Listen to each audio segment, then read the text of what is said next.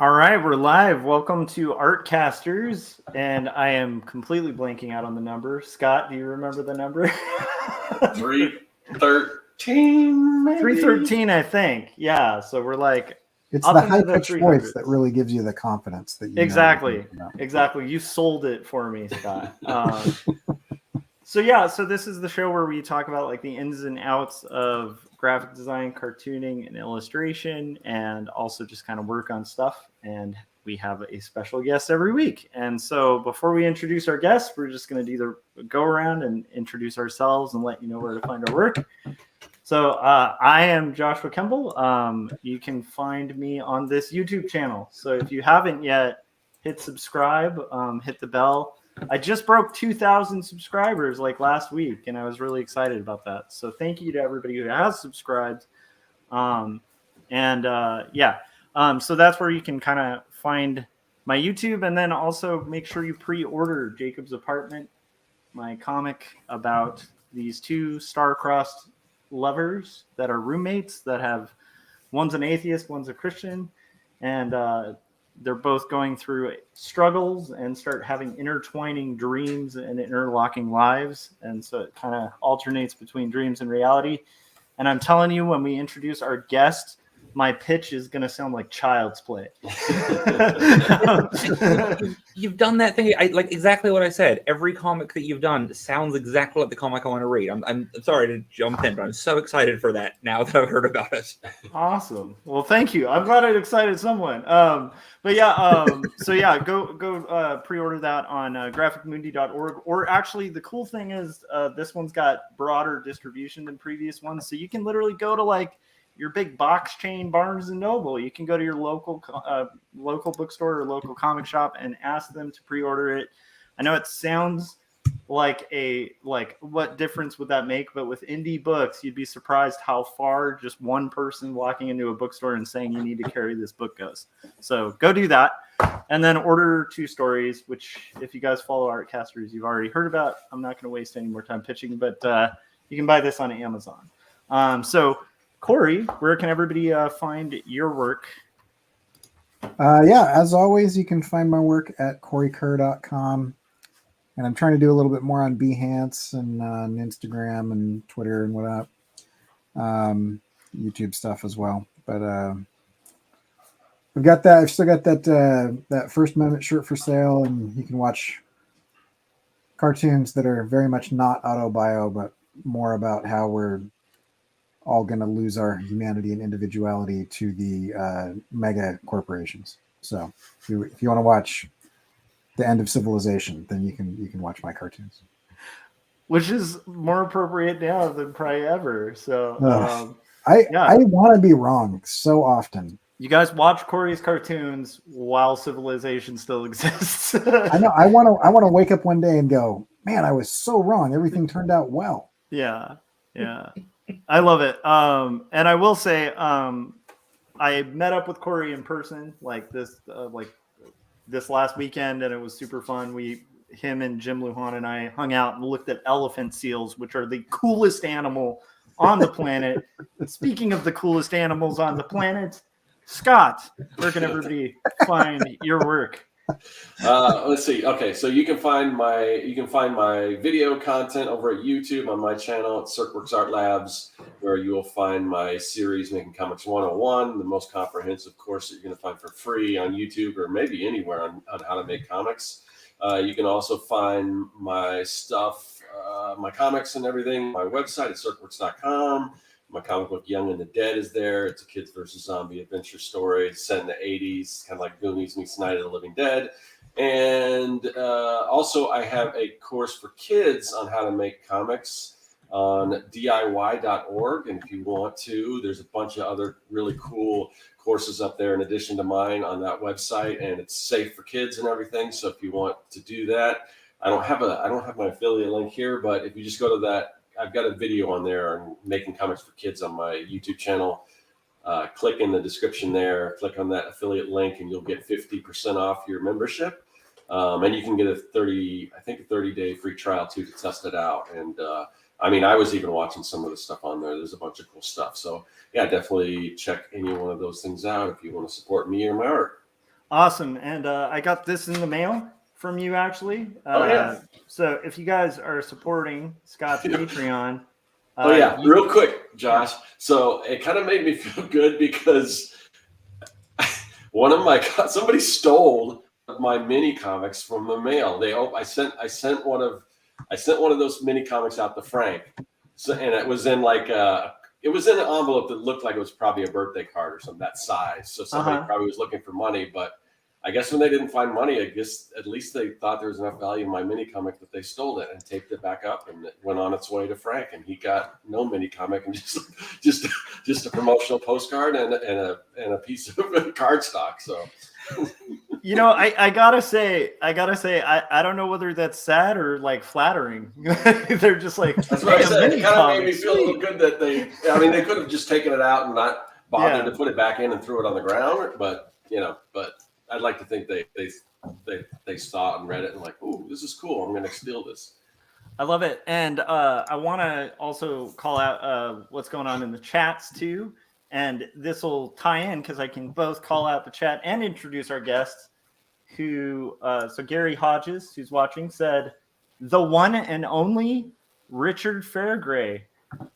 Richard is a children's book artist and cartoonist and writer and I believe comedian. Nope. Ex-comedian. I'll get into that. I love it. And then, but anyhow, Richard, where can everybody find your work? You're amazing. I mean, from Blastosaurus to like Black Sand Beach. I mean, you have. I can't even list all your books. So why don't you give people a brief idea of where they can find your work and maybe let them know a little bit about you. All right. So I currently have 253 published titles. So let me list them. No, I am the only Richard Fairgray in the entire world. And if you spell it wrong, you'll probably still find me because no one spells it any other ways either. So I'm pretty easy. It's nice to have that problem, Richard. I'm in the same camp. I have like richardfairgray.com. I recently found a hard drive with like a buttload of files I thought I didn't have anymore, but all at web resolution from 2012. So if you want to go view some like glossy 780 pixel width JPEGs of comic pages, there's like 2,000 of those suckers up there. I've got like on richardfairgray.com, there are 12 series. Most of them are all completed. And then one of them is ongoing, Haunted Hill, which comes out 6 pages every Wednesday. And that is my favorite thing I've ever done.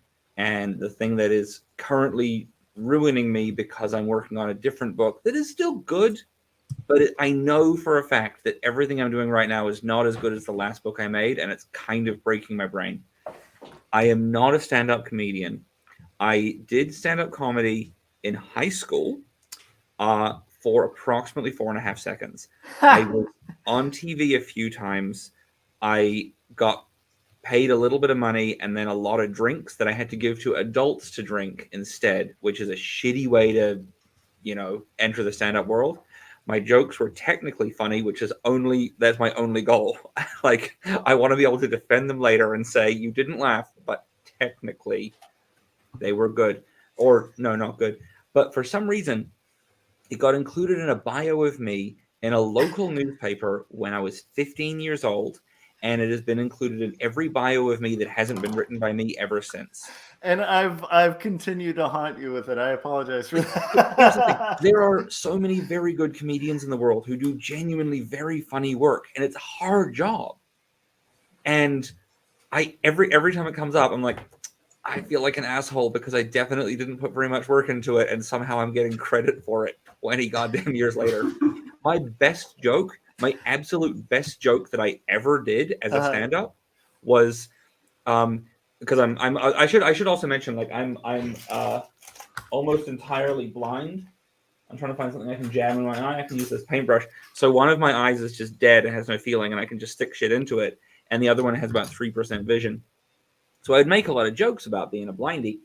And one of them was that a lot of people don't know, like blindness is more common than you think. A lot of people don't know this, but kittens are actually blind for about the first 2 weeks of their lives, which is actually why the leading cause of kitten death is being eaten by their own guide dogs. Technically funny.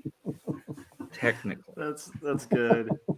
I absolutely love that. So Richard, I met you at LA Comic-Con. And you kind of came by my booth and we were talking about, I think initially, like we got in a conversation about like Insight Editions, which published like a book I illustrated a long time ago. And then you were like, we both have a common friend who is interested in Mars bots. And I was like, oh, Gary. and so we got in this really cool conversation. And I think a lot of our conversation ended up being about because I have a book coming up and I'm trying to figure out how to navigate. I have been trying ever since starting comics, trying to find this like sweet spot where I can like find a perfect balance of like sleep and getting comic pages done. And what ends up happening is just absolutely no sleep. And so I remember we were talking about like different tactics of not sleeping. And I jokingly was like, we want to have, I wasn't joking about wanting you on the show, but I brought up some topics that all related to your work. And then I was also like, or we could talk about like tricks to not sleeping and making art. And you were like, yeah, let's do it. That's the topic.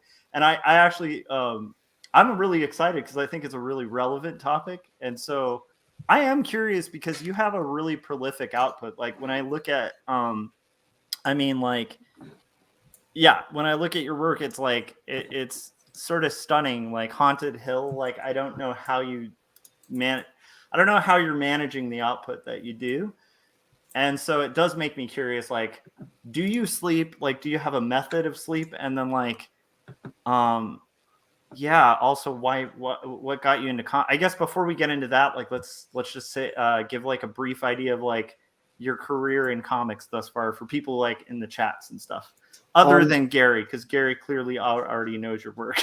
Well, actually, here's the weird thing. Gary and I have never met in real life. He's like one of my longest standing exclusively on Facebook friends. And I found out recently the guy who we're friends because of, I thought was also only a Facebook friend. And then I like found out that I met him in like a haze of nightmare. My 2010 trip from New Zealand to San Diego Comic-Con, where I got like detained at LAX for a very long time because I told them I was a writer and they said that was suspicious. And then when I said I made comic books, they laughed at me. But it turns out long story longer, my publisher decided to like dip out on day 2 and cancel the hotel rooms. And I was like, well, I'm going back to New Zealand in 3 days. So no. And then they were like, you can share a room with this pro wrestler that we know, whose name I'm not going to say, because he was at the time coming off of like a bit of a meth problem. And I went out to a party. Actually, I went to a party where my name was on the goddamn poster and not on the list, so I couldn't get in. And then went to a different party on a boat, met a dude who looked exactly like Santa Claus. I made some joke about like something about emptying a sack, and he grabbed me, pulled me in, and said, we'll see who comes down whose chimney, and then stuck his tongue in my ear. So, and then I was like, well, I'm sorry, Santa, but like I'm sharing a hotel room with a wrestler, so I have to go. So this fun fantasy can't happen. Then I went back to the room, and the wrestler very kindly was sleeping on the floor so that I could have the bed, because there's only one bed in this room, and it was dark, everything was still and quiet, except the fucking TV was on and the movie Troy was playing. And I was like, well, the wrestler's asleep. I'm going to turn this one off. I turn it off. He sits bolt upright like the goddamn board game Don't Wake Daddy and goes, I need it to sleep. And I was like, all right, cool. I'm going to get eaten if I don't do this. So I turn it back on, and it turns out he just had it set up to play on a loop all night long. So I've seen the movie Troy 6 times. But so in that haze, I also met the guy who then introduced me on Facebook to Gary. Weirdly, like Dinosaurs versus Marsbots is one of the most the control and precision of the line work in that comic is like mind blowing, and I don't want to like spend too much time on Gary's dick in this thing, because let's face it, it should be all about me. But like, damn, that comic's pretty, and I haven't even read the whole comic yet because like I still never met him in person to be like, yo, can I buy your comic? So I gotta get on that tip at some point. I don't even know where he lives. Somewhere weird, probably, like not California. Sorry, what was the question? So I wanted you to kind of introduce yourself, like sort of let people know a little bit about your work and your career. Just like a brief rundown of like sort of some of the things you've done in comics, and maybe starting with like getting into comics, like what made you take up the evil drug habit of comics. Like let me try and like stay on topic for like 1 second. Oh, it's okay. We tangent on the show all the time, so you're among company. I'm already very excited for the next hour. I became really obsessed with making money when I was 3 years old, because I went into a toy store, and it was this dope ass toy store where you could park on the roof of the building, and like the 3-year-old me, I was like, we're using a building wrong. This is awesome. And then you could walk across this mezzanine catwalk that went over the store. And I just remember looking down and seeing all these people like buying toys. And I was like, man, they all look so happy. I want to make stuff that makes people happy that I get money for. And I've just been kind of like, like my whole childhood was like, I can make books, I can draw pictures, I can write stories. My parents were like very insistent that I had to learn to read and write before I started kindergarten.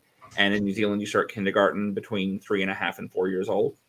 So I was making shitty books, and then I started getting in trouble for them because in my earliest book that I can remember, Mickey Mouse and Donald Duck are meant to go to a haunted house together. There's some trademark infringement in the story. They're meant to go to this haunted house together to look for ghosts, and Mickey doesn't show up. Donald's all butthurt because it means he's got no friends. So he goes in by himself, meets the ghost who also has no friends. So Donald shoots himself in the face so he can stay there and be friends with the ghost forever.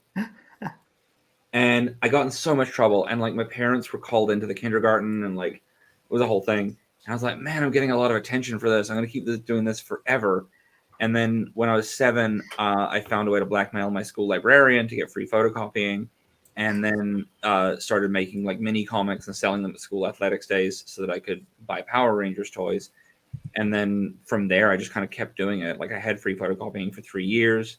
And then I kind of stopped selling for about 4 years in the middle. Then I started doing stand-up comedy. And then I got on TV a few times. So I was able to like leverage that into getting some like very low level sponsorship from like local stores, being like, I'm the guy from TV. Will you give me $200 to put an ad for you in my shitty comic book? I didn't tell them it was shitty, but I kind of knew. And then when I was 16, I just been selling these things like to kind of like at like weird events that weren't comic related at all. Because like New Zealand, where I grew up, has 4 comic stores, so it's kind of a dead market. And then I'm walking along one day out trying to find some cool T-shirts held together by safety pins because I was going through that phase. And I see this dude unloading a butt ton of mac and cheese from a truck. And I'm like, hey, what are you doing there? I'll help you carry that if I can have a free pack of this great mac and cheese, because I've never tried it and I like to try every brand. And he was like, if you help me carry some of these boxes, I'll let you into the comic convention for free. I'm like, oh, okay. And then it turns out this dude ran the whole convention, and then he like, I told him I made comics, and he was like, I'll give you a free booth next year if you want one. Nice. And I was like, okay. And this isn't like, we're not talking like a table. Like he gave a free space, like 2 free tables to be shared by all of the New Zealand creators. And then for no goddamn reason, he gave me this giant booth on like the top floor, because the convention was across 5 floors in this weird conference hall place. And so I was like, I guess this is just what happens normally. And so I just started making them. And then I finished college and was like, I should probably quit doing this and become a high school teacher. And then one of my books was found by someone on the set of Wolverine. And they called me and they were like, hey, I really like your comic. And I was like, I recognize your picture from the popular hit website silverdaddies.com, which I spend most of my nights on. Let's chat there instead. So we fall deeply in love. I moved to Australia to live with this dude. And while there, pitched some stuff to some people at Fox. This other dude tells me he's leaving Fox to start his own company. He wants to option 3 of my books. And then like all of that was a horrible disaster. Every single thing went wrong. Like, cut to me in a hotel room with meth addict wrestler, who took the face hugging starfish from my Starro action figure and left a bag of pills that matched the colors. So that's a fun mix up. Then it all went wrong and everything fell apart. But like, it made me go, oh shit, I can do this for realsies. And so then 2 years later, I relaunched Blastosaurus in New Zealand and was like, I'm just gonna put it out free online, see what happens. And suddenly we were getting like very quickly getting like between 15 and 30,000 readers for this thing that was coming out 2 pages a week because my colorist was really slow. And then I just started like just doing it all big. I'm 30 years old and I'm doing this show, still the same convention from earlier in the story.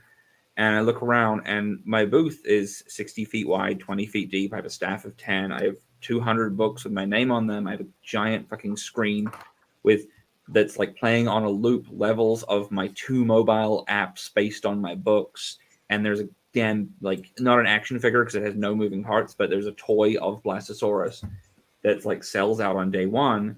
And I'm like, I'm 30 and there is no possible way I can do any more than this here. So day 2 of the convention, I bring in every single thing I own from home.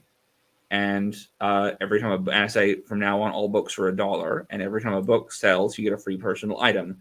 By the end of the weekend, I have 30 grand in cash and nothing left. I own absolutely nothing except a plastic skeleton and like 6 pairs of shoes and some underpants.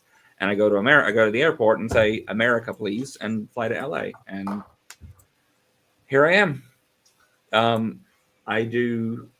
Since I've been here, I've done the series Blastosaurus, a kind of relaunch of it with new material. They have offered to do a reprint, and I was like, nah, I like drawing. I'll do it all for the same exact price. I'll draw new shit.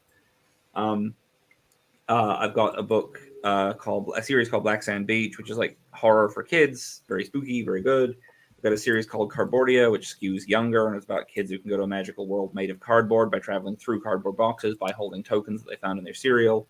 I've got a book coming out soon called Ghost, which is a reprint of that comic I did when I was 7, about a ghost who struggles with invisibility and loneliness, but there's now 11 issues of it, all collected in one little book. I got a book with, who else? I got a book coming out with Blue Fox Comics in Scotland called Shed, which is what I'm drawing right now. It's about an old lesbian woman who may or may not be a sea monster. And Haunted Hill, which is like my whole focus. Haunted Hill is everything I want to do. It's my book about being a 35-year-old dirtbag woman living in Hollywood and just struggling because it's hard being old or like on the way to being old and constantly reminded of it because Hollywood is a garbage place that I love dearly. I love it. And I'm actually really excited about Haunted Hill because, I think we talked about that a little bit at LA Comic-Con, but it's like, I feel like the money in comics right now is mostly in all ages stuff. Mm-hmm. But the stuff that like I always get really excited about is like the stuff that's like the adult stuff, which unless you get it optioned isn't like the most viable thing. But it's like that's where my heart's at with comics. So I get really excited about like people delving into like that like heavier stuff, you know. Well, I realize that like, okay, I can make an okay living doing kids because I'm fast. I'm really fucking fast at this. Like I will draw 3 pages a day on a normal day. If I have a magic trick called Ritalin that if I take one of those, I can do 5 pages in a day, and it's even better. I don't do that very often, only if I'm very, very stressed. This year I have to draw 988 pages, but I also have already booked at 11 conventions, so I'm a little stressed about timing on things. Oh my goodness. But like, I don't know. I'm just kind of like I feel very stagnant. Like I'm flying to New York tomorrow. I just told my manager last week, and I'm like, can you just see if you can get me a bunch of meetings with publishers? I want to see if I can get something going. I need to do a new book. He's like, well, you already have enough books. I'm like, yeah, but I'm bored. Like, I want to do a new one. I want to do a different thing. I'm also trying to work on getting like my image out there as the guy who's always eating hot dogs, and the hope that people will start giving me hot dogs, which is backfiring, is what I will say as the short version of that. Is it backfiring because you're getting too many hot dogs? So do you remember when they did the share a Coke with campaign? Yeah. Yeah.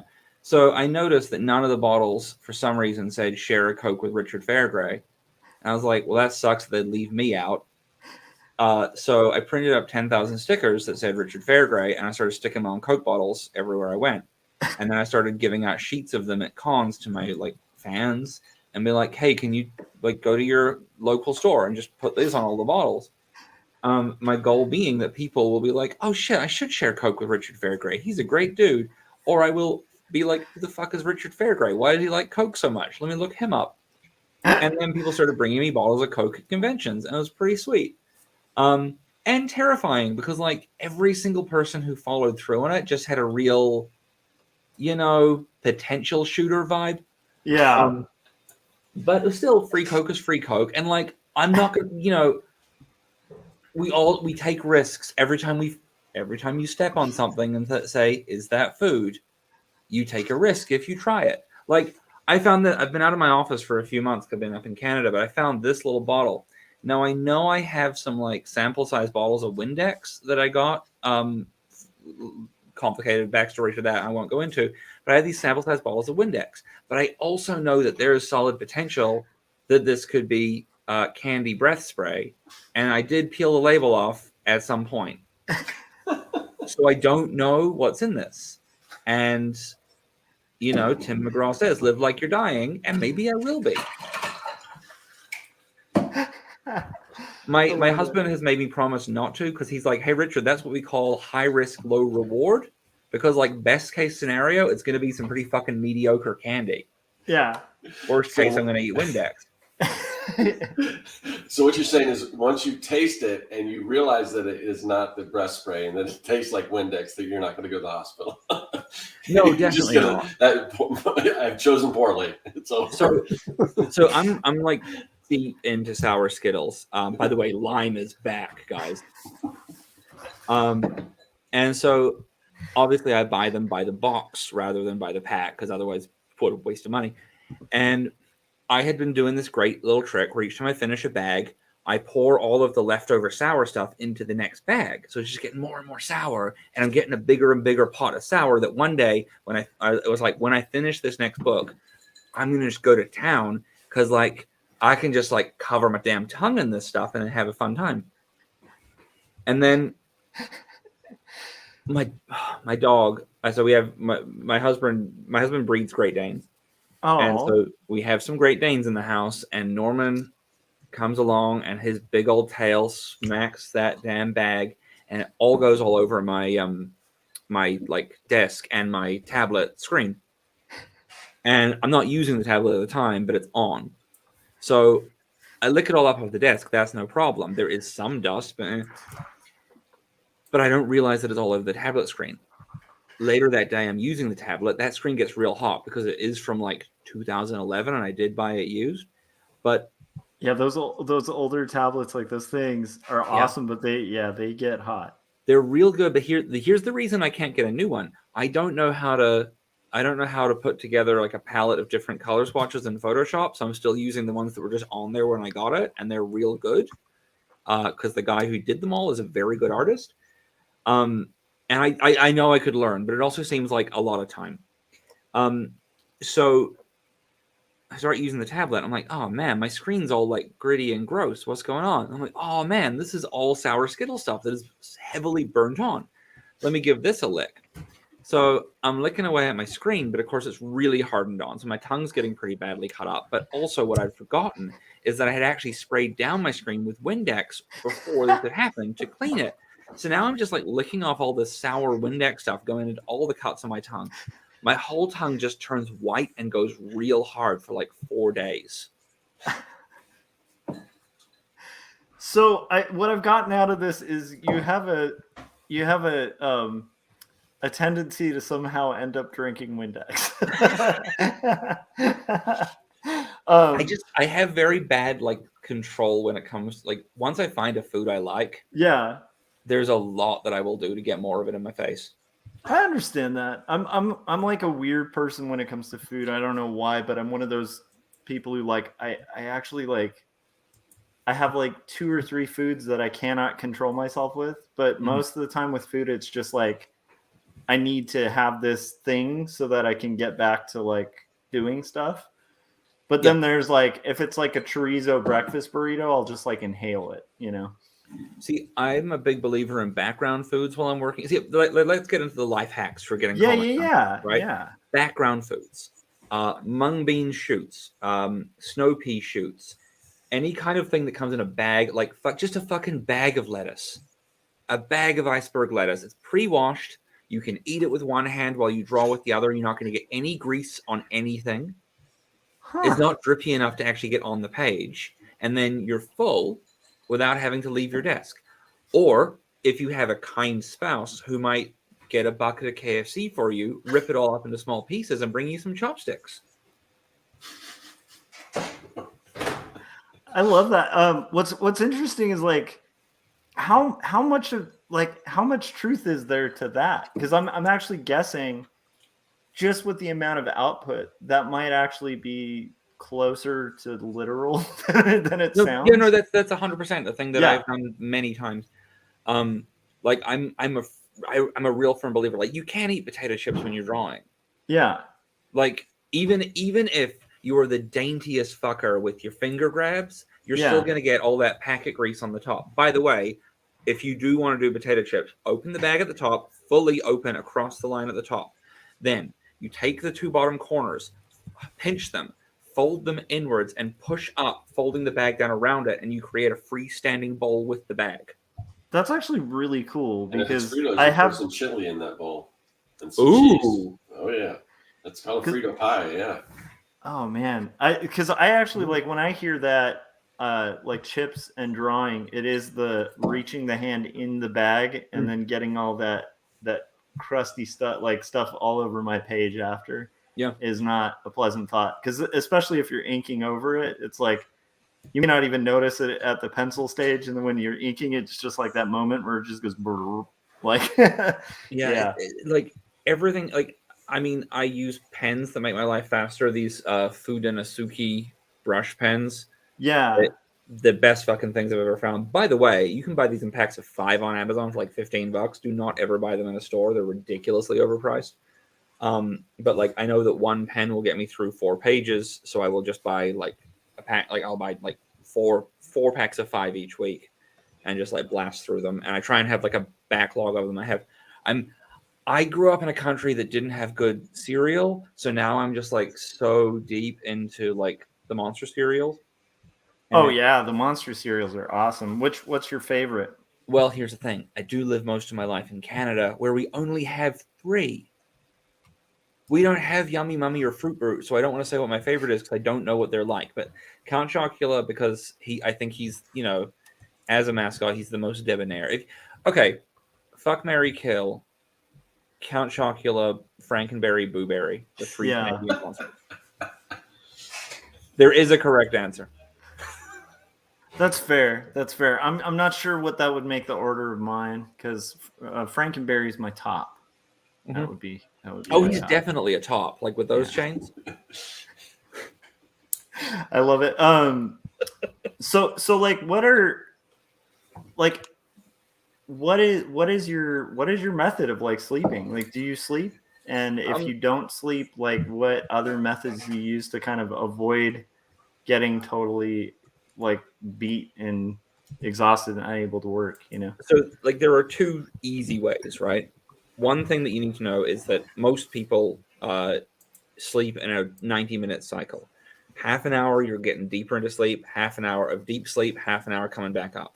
If you wake up between 80 and 100 minutes, right, you will wake up feeling fresh and good.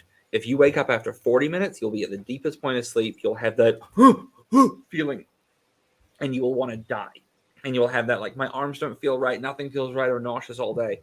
I made a weird noise then, and it's, like, thrown my throat. I was a victim of a low-key chemical attack last week.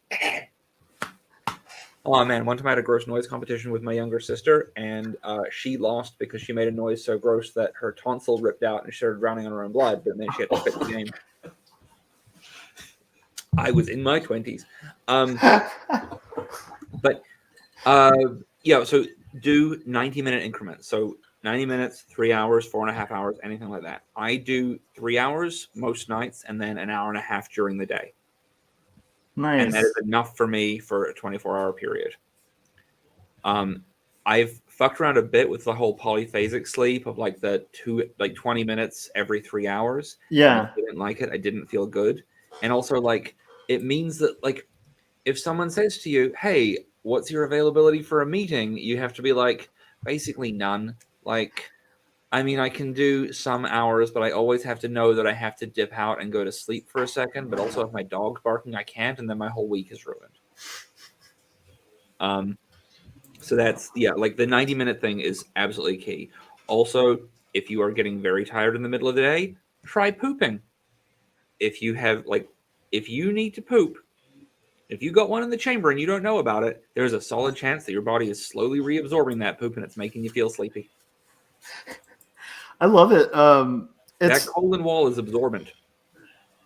That's so true. I actually like, so for me, I do like 4 hours a night, about 4 hours. Occasionally I'll have to do a little more than 4 hours, but I do find that if I do like a real quick, like I'll get home, like I give my kid a bath, my wife gives my kid a bath, and then I'll take like a nap while he's in the bath, so that when he's out of the bath, I'm like present dad who can play with him, read books to him and stuff. And then like once he's out, like that's when I like go hard and like stay up all night.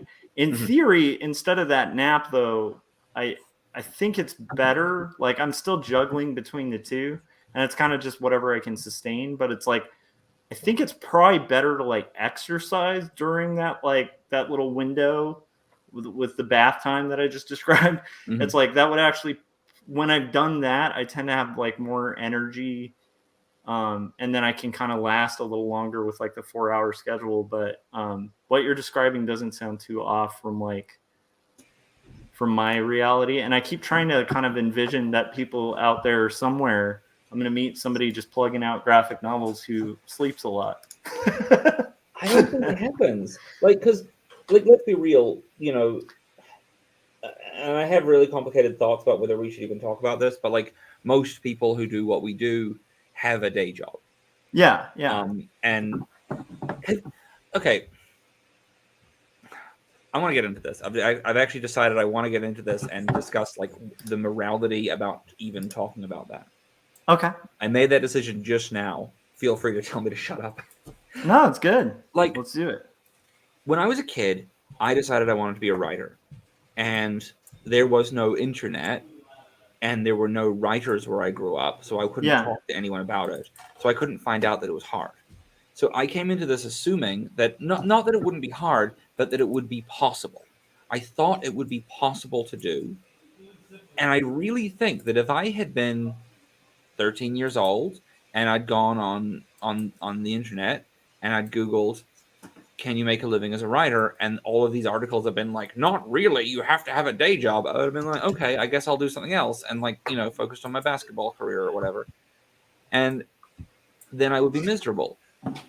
Yeah. And I think like I have made a living as a comic artist for a long time. And like, yeah, some years have been fucking lean and there have been some dark times. And COVID has obviously, like, I'm real glad I had a bit of a safety net, like, you know, some savings and stuff when COVID hit, because obviously shit got dark. But like, if I had thought I couldn't do it, I may have really, and obviously, like, I couldn't be a basketball player. I'm scared of heights. I could never grow that tall. But like, I would have found something else to do. I would have, you know, I would have given myself that way out. And obviously, maybe that's good. Maybe it's good to have a plan B and a backup and all of that shit. But like, I wouldn't be where I am if I'd done that. Yeah, you know, it's like I do have a day job, but I also like when I'm art directing and I'm dealing with like younger artists in particular, sometimes I kind of feel like they should just quit all jobs and get rid of the safety net, because I did do freelance for a living for like 15 years, and it was great. And then when I did end up deciding like I'd rather focus on like making these books that I don't have to sell. Like, I don't know if that makes sense. It's like I was playing, I feel like I was playing like jazz gigs as like a musician, like on the side, and then playing like backup for like Britney Spears for a long time. Yeah. And then I finally was like, you know what? I'm going to just take a day job and then do the jazz gig. Cause I like the jazz. Like, so that's kind of what, I don't know if that makes sense, but like, I do think, I think it's important I think it would be hard to make it as an artist or make it a career as an artist without kind of jumping at some point, because you kind of can't play it safe. And I have to say, like, most of the things I achieved in my own career were from like the fact that like I had to make rent, and that's how I wouldn't take anything else as an option. Yeah. So I was like, okay, this is going to be, so that makes you hungry and it makes you hunt. And it's like, yeah, I can't think of a better way to, yeah. So I'd agree. Like, I don't know if it is a good advice to be like, you guys should just get a stable day job. And because I feel like actually people should really experience it and like give it a shot, you know? But there's also like, I understand, you know, like I have lived in a number of recording studios in my life. From weird coincidences, I just keep ending up living in recording studios. That makes it sound like I'm a actual phantom. I have lived in houses that have recording studios in them or are like above a recording studio, and you know, when I have my 3-hour sleep block, I can sleep through anything. So if they're recording downstairs, I will just be like, that couch is more comfortable than my bed. Here I come. Although, no, that's a whole other. I'm not going to get into that. That would be a weird tangent. But so I know a lot of musicians, and like there is, and I know a lot of actors and things, and there's such a bluster to their world. Like, you have to look successful. You have to talk about yourself as if you are successful. Like, I'm from New Zealand, so I am taught talk shit about yourself all the time. Never ever say you're good at anything. And I had to really learn, like, I am now very honest about myself. I do not put down what I do. Yeah. But I cannot talk in the way that people here in Hollywood talk about themselves, which is like to build themselves up by 25 to 50%.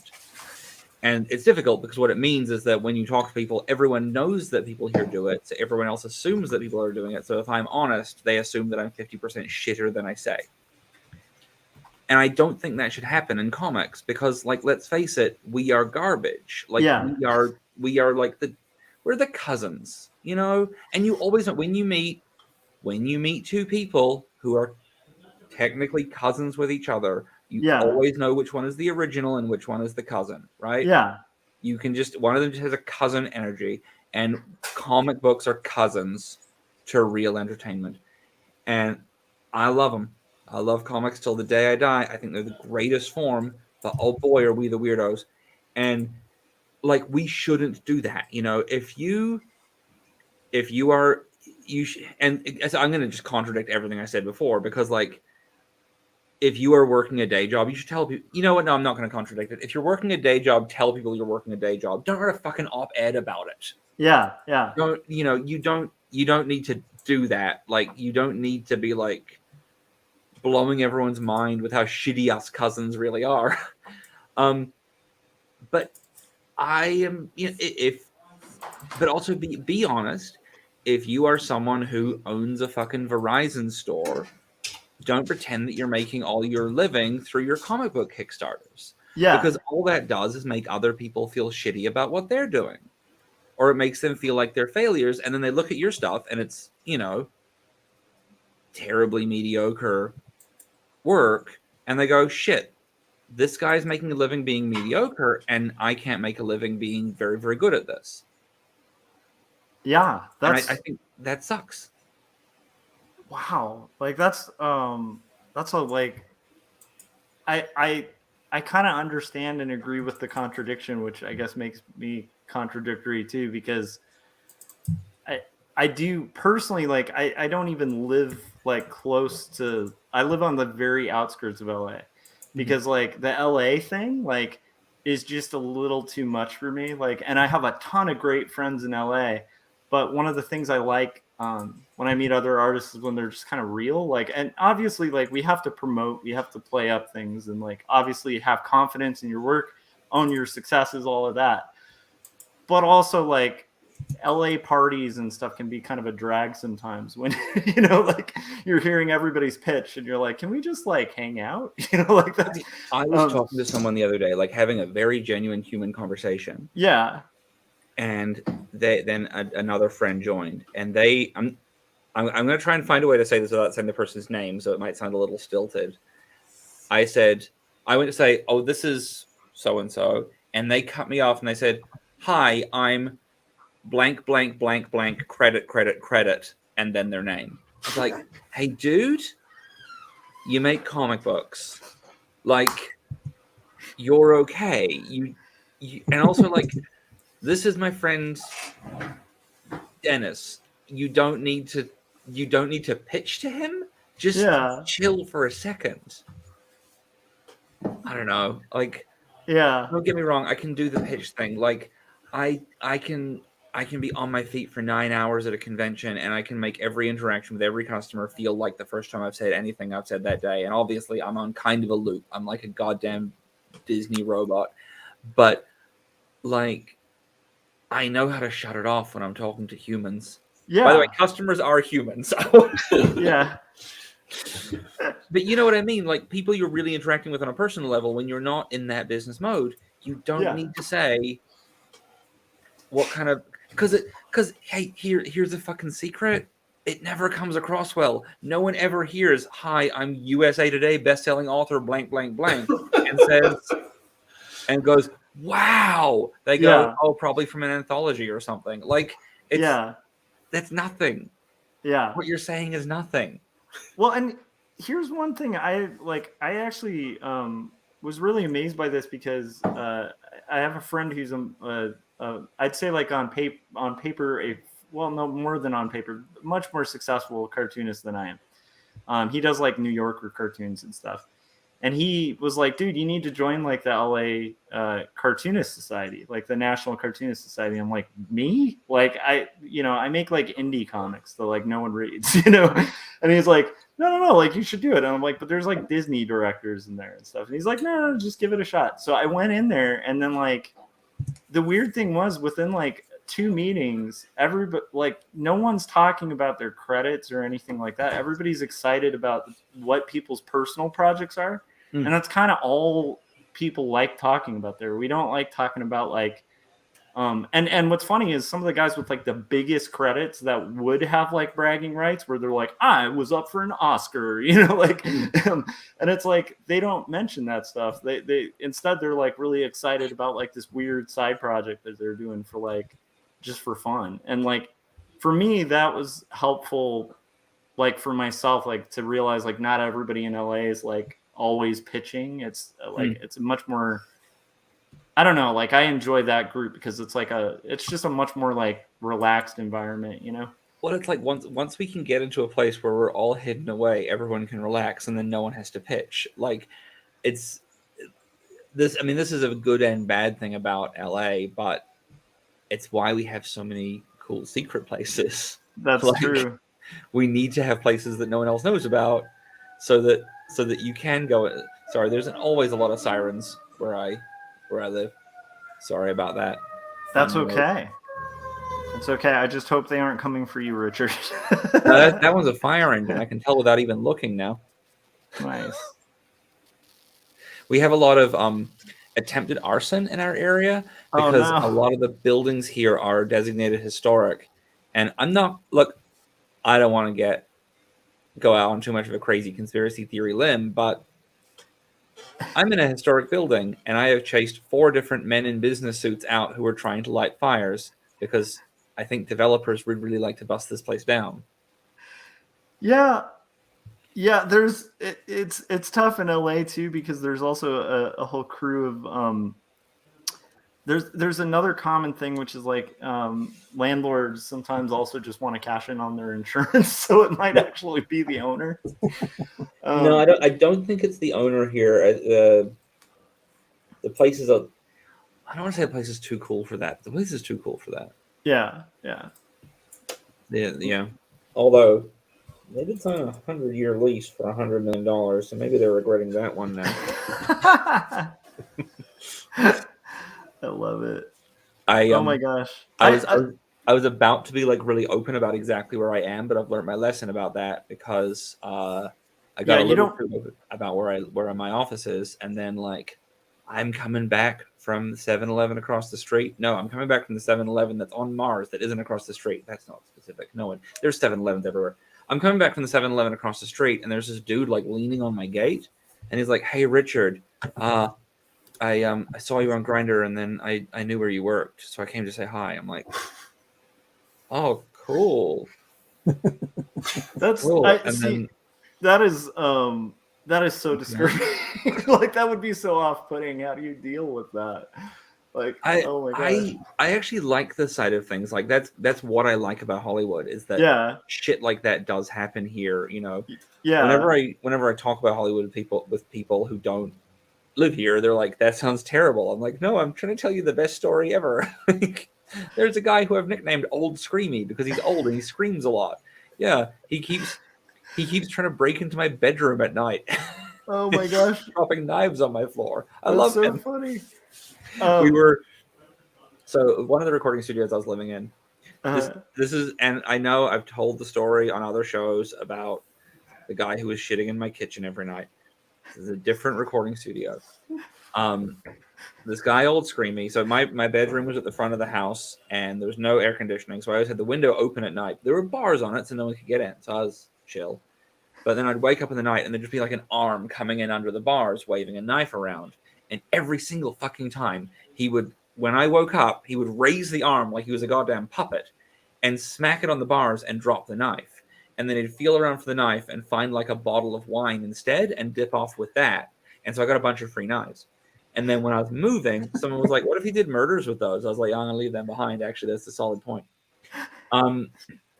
But anyway, so someone was in the studio. I'm not going to say who, because they're a mid-level celebrity, and also at the time they were my drug dealer. But she was there with her husband who was recording, and she said it was the middle of the day, by the way, and she had to leave, and she was like, "Hey, can one of you?" I wasn't here for this. This is a secondhand story, by the way. My life is not this exciting. It is. She says, "Can one of you walk me to my car?" And they were like, "Okay, it's the middle of the day, and we're in the suburbs. You're fine." I mean, the suburbs of Hollywood, but you know, that like one street, which is right next to a studio. And they're kind of making fun of her for it. They walk her to her car, and as she gets in the car, she doesn't see it, but they do. Old Screamy is out there standing across this. Not standing. He's on the other side of the street doing push-ups. He stands up, pulls a knife out of the back of his pants, points it at them, then walks over to the house that he's standing by and just starts stabbing the drywall. And it's like, yeah, because this is the best fucking place in the world. The last weekend I lived there, I got pissed on twice. I was Linda Berry was doing a workshop around the corner, and I was like, I'm gonna go to that. It's a 5-minute walk. Leave the house. I'm feeling good. Step out past my hedge. Dude pisses on me. So I'm like, all right. So I go back inside. I like. By the way, like I just wait for him to finish. I don't say anything at this point. Like I'm just I just like, what am I gonna do? Yell at him? Start a fight? Like I don't want him following me inside. So I just let him finish pissing, and he walks away. I walk back inside. I like put my leg under the shower, change my pants. Don't have time for a full shower. I'm now running a little bit late. Walk out the door, walk up the street, get to the corner, turn onto Sunset. Another dude fucking pisses on me. And I'm like, well, I can't go home now. Like, I don't have time. It's too far. I'm running too late. I want to go to this workshop. I'm just going to be piss boy to all these people. And I always justify these things. Like right now, I'm in LA. I've been here longer than I was meant to be, so I'm crashing in my office for a grip.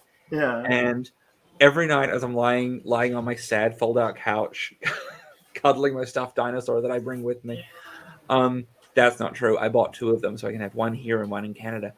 I'm lying there on my couch, and I just start thinking, I read in an interview once that Donald Glover doesn't bother having a house in LA. He just sleeps in his office. I'm just like Donald Glover. This is fine. This is fine. I'm just as successful as Donald Glover, I whisper to myself. And, and so I don't really. I do a little bit. But so I walk into this thing, and I'm just whispering to myself, like, everyone called Courtney Love P girl because she stunk of pee in high school. Courtney Love pissed herself in high school a lot. I'm fine.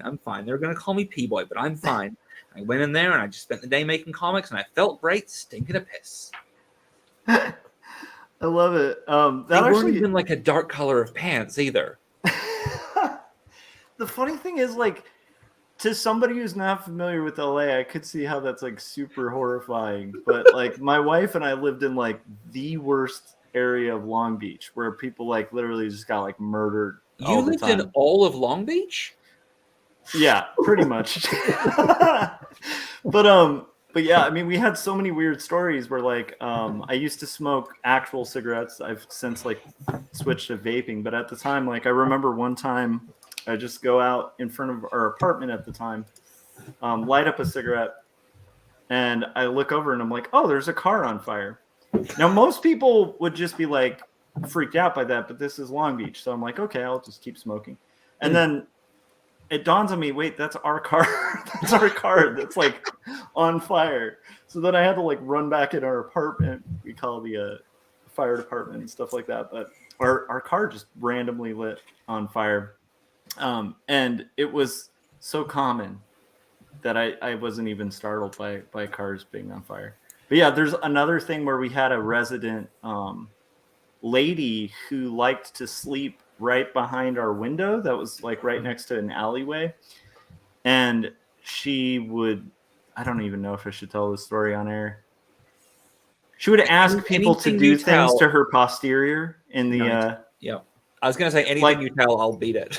Yeah, she would basically like scream at the top of her lungs that on like a cycle for about like 3 hours. And at first we thought it was like a really like, you know, kind of randy neighbor or something. And then at the time I commuted, so I'm like walking to like a bus stop, and I kind of looked over and I saw that it was just a lady who's like literally sitting like head like right below our window and just saying that into the air. And I was like, yeah, beautiful. This is Long Beach. Just while I've got a pen in my hand, what was her number? So good. But it's like, you know, there is such a magic to it. Like by the way, COVID has been real bad for the homeless population. I was gone for a grip, and I come back, and all my homeless friends are gone. And like, you can't keep track of them on Facebook, but they're just like, maybe they've all moved. But no, but there was a guy on Sunset who everyone referred to as Sunset Willie, because he looked exactly like Willie Nelson, right? And I would talk to him, and he really liked comic books, so I'd always like give him the new Blastosaurus, and we'd hang out. He would get a little religious and some, you know when like a homeless person gets weirdly racist at you, and you're like, you know, you're like, okay, if this were a family dinner, it would be the time to tell you you're wrong and stupid. But like, I'm gonna pick this battle and like just give you a sandwich and go away. You know what I mean? Totally. But Sunset Willie seemed like was mostly chill. But one day I bumped into him, and he's just like covered in gold.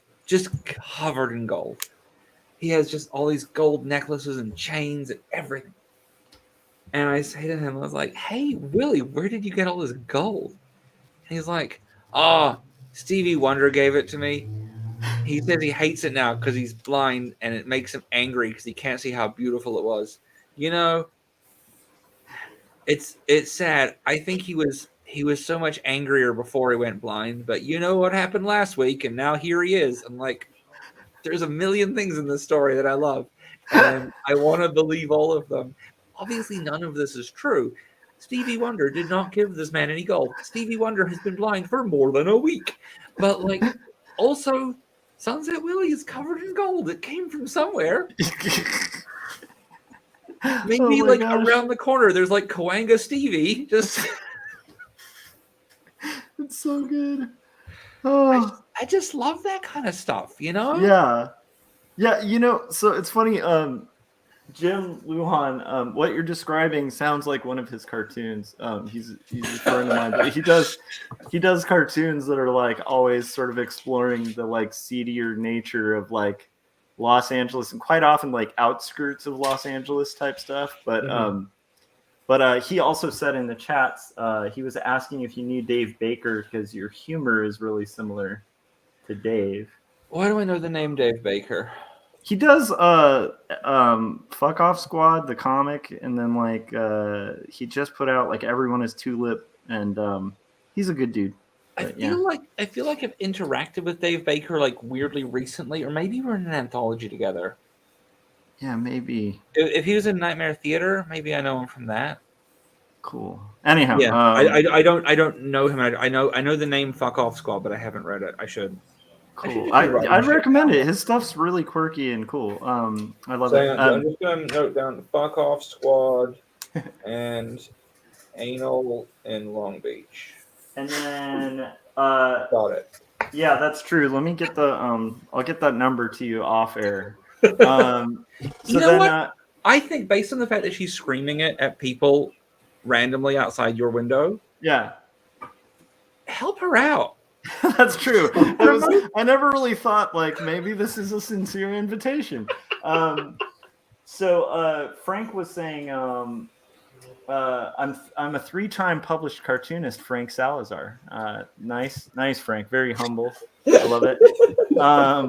Then we got Gary saying pipe down, cousin Frank, and I think that's about what we've got here. I'm really worried that I used some slightly real examples when I was describing like a broader thing of many more than one person, but I certainly described one person thing. So no one tell them. Yeah, they're your actual cousin, right? That's what it is. So like what other what other tricks do you use to kind of keep yourself like having momentum on comics and not burning out? Because to me, I'm always like riding the edge of burnout. And I love making comics, but it's like there's just days where I'm like riding that edge, and I'm curious how do you avoid it? How do you avoid like burnout? I make sure I'm obsessed with it. I can always like I make it as difficult as I can for myself. Like I drew a page yesterday. It was so fucking easy. Like there's a huge amount of text on this page, and it was really important because the page I'm doing now, there's a children's book about a girl building a pathway out across the ocean made of driftwood and a sea monster, and I'm going to have it cross-cut. I'm having it cross-cut between the picture book that one character is reading in a back room of a junk store and these old women at a will reading at a church. And so while they're separate, one of the will reading of the church is very dull. Once they interact, which is on page 11 of this issue, it's going to be fucking buck wild because I'm going to have all this like ocean swirling around these women and this like pathway made of driftwood winding between them to create the panels. And it's going to be like fucking, I'm going to go ham on this whole thing. But like that boring page when it's just some like 4 panels of 2 people talking and there's really no need for a background, it took me hours because I was just like, I don't care. I don't give a single shit.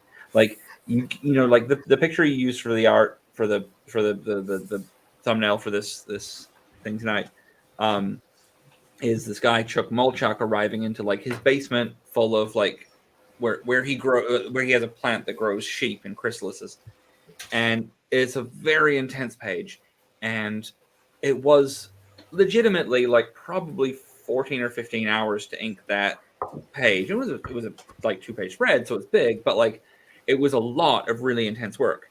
But it was 14 or 15 hours of work, and I did it in 14 or 15 hours. I didn't stop. I just kept going because I was so excited by it. Same as when I draw a big monster. Same as when I do this weird thing, or like when I did a ghost train scene. I just sit and do it. You give me a page where it's like, hey, Richard, here's like 2 panels with some stick figures. I'll be like, cool, I'll get it to you in a month. Like, you cannot let yourself get bored. Yeah, that's a really good piece of advice, man. Because I do think like early on, I do a lot of like slice of life stuff where it's like there are talking sequences and stuff. And I had to learn the hard way, not only because it's just boring to kind of look at just talking heads, like, but it's also really boring to draw. So I had to learn the hard way to be like, because I think early on as an artist, I didn't like drawing backgrounds.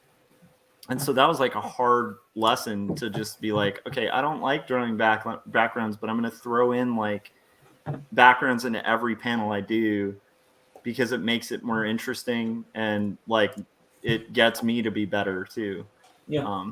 And it'll just hold your attention. That's all it is. Like, if you want someone to look at your page, it has to hold their attention. If it doesn't hold your attention while you're drawing it, then you're not going to fucking draw it. That's so true. Like there's my favorite Blastosaurus cover that I ever did was it's Blastosaurus fighting a robot. Now these robots that I created, they're like these drones they're just a big floating smiley face, but they're connected to not an alternate dimension, but a decaying fragment of our timeline, and they can pull infinite material from it to ooze out and create these ever reproducing kind of robotic tentacle things to fight with. And so I did the whole background of like every single part of this thing was made up of these robot arms, and it was just the most detailed thing I've ever done. And I look at that now and I'm like, I don't really even remember doing it. It was hypnotic. I just sat there and did it, and it was all layered, and I didn't even pencil it. Like there was like I penciled the dinosaur fighting the robot in the foreground, and the whole background was just me slowly building it up, and it actually took days. But fuck me, that's a cool looking cover, and I still like looking at it now. Yeah, that's awesome. That's a really good tip on that. So there's that. There's also like find the excitement of like if you're writing. I mean, I don't know how this works if you're drawing someone else's script. I really don't. I've drawn maybe 30 pages of comics in my life that I didn't write, and it was pretty tough. I did an 8-page story last week for some people. An artist couldn't